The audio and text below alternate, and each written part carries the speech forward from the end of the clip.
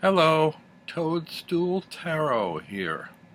It's my new channel. This is only my third video so far. Bear with me, I'm trying to get used to things. I went out and bought a lamp just so I could do the first one yesterday, and it's a little bit harsh, the light, but the light in my apartment is so dim that if I don't use it, I'm just sitting in the dark and you can't see anything. So because I show cards and books and things, I want you to be able to see what they look like, even if the lighting is a little harsh.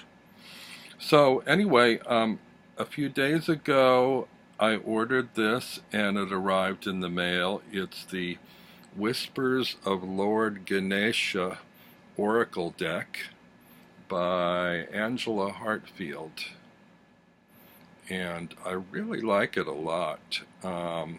If you're familiar with a lot of the Indian deity paintings, this deck is, very similar representation of those images. Today I drew the card number 37, Cultivation. Bear with me while I get used to how close I can get. I noticed in my last video the bottoms were chopped off. They don't look that way on the screen, but in the video when I looked at it back, I missed the bottom of most of the deck. So I don't want to get too close, but at the same time I want you to be able to see some detail. The colors in this are beautiful in the paintings. Cultivation, I'm going to read from the book. It's a good book. Let's see if I can get this while I'm reading. Listening to music can heal, encourage, and nurture your soul. Your spirituality is an essential part of who you are, and it forms the framework of your world. Music resonates with the human spirit. At the heart of humanity is the song of the soul. Music has the power to unite communities, cultures, and civilization. Listening to music can heal, hearten, and support your soul. Studies have found that musical tones communicate with and have an energetic impact on the cells and the organs of the human body. It is believed that the cells vibrate and essentially have their own musical intonations. Listening to music can help heal and uplift your energy. You may find that by tuning into uplifting or calming music, you create space for greater contemplation and in turn gain more clarity about what you are creating in your life. It can also bring about a stronger connection to your higher self or to oneness. Music cultivates a community as sound fosters communication and greater unity. Cultivation is a continual process that develops, encourages, and nurtures. There is a spiritual connection that forms between the music and the listener. Ganesha is inviting you to incorporate music into your life in a way that will augment your spiritual expansion. Listen to soothing music while you prepare for your day. Move away from the noise of excessive electronics and digital images, and back to a more melodic existence. Take time to sit and listen to music.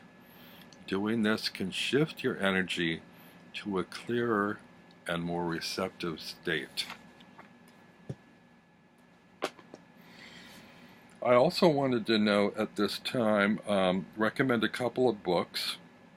This one, Sacred Sounds, Magic and Healing Through Words and Music by Ted Andrews. It's been out a number of years now. Discover the magical power of singing, speaking, and storytelling. It's a Llewellyn publication. I haven't checked, but I'm assuming it's still in print.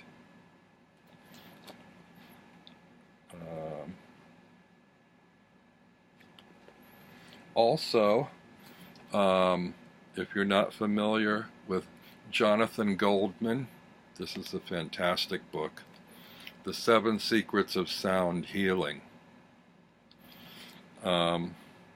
He was a rock musician that at some point decided to do research into sound and tone healing. From the table of contents, he lists the 7 secrets. Secret 1, everything is vibration. Secret 2, intent is powerful. Secret 3, we are all unique vibratory beings. Secret 4, silence is golden. Secret 5, our voice is the most healing instrument. Secret 6, there are many notes in a scale. Secret 7, sound can change the world. You can look for him on YouTube. He has a number of videos there, and he also has another book called The Humming Effect, and he sells tuning forks that I believe each one is attuned to a different chakra. Check that out. This book has lots of diagrams and information. It also includes a CD at the end of some of the music, and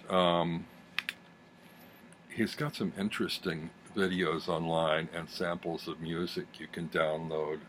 I have one that I listen to I love called Universal Hum, where it's about 60 minutes of meditational drone of a combination of, I think, about 6 different voices all humming at the same time. It's very spacey, but very, very nice and soothing to the soul. I wanted to read a little bit from this one chapter on Masaru Emoto. He writes, recently the important work of Japanese scientist Masaru Emoto has reached mainstream consciousness. You can also look up Emoto on YouTube. Those videos are really something. Through his many books, including Messages from Water, Dr. Emoto began experimenting with water, collecting samples from throughout the world, freezing them, and then photographing them using a special dark field microscope. His first photographs showed that natural water, such as that from a healthy spring, created an image that looked very much like a snowflake, while polluted water formed an image resembling mud. Dr. Emoto then began experimenting with different sounds to see their effects. The results were very similar. Certain genres of music, such as classical and New Age, created extraordinary geometric snowflake-like images, while others, such as heavy metal, created mud-like images. He continued his experimentation by taping words on bottles of distilled water to see what would happen. The results were startling. Words, such as thank you, created the snowflake shapes. Phrases such as you make me sick created mud. These later experiments demonstrate the power of intention or consciousness to affect physical matter. For me, the most dramatic demonstration of Dr. Emoto's work involved polluted water from the Fujiwara Dam in Japan. This water, when first photographed, looked like mud. It was then chanted and prayed over by a priest for an hour. When it was photographed again, the water resembled snowflakes. These images clearly showed the power of frequency plus intent to affect physical structure. Our bodies are composed of at least 75% water.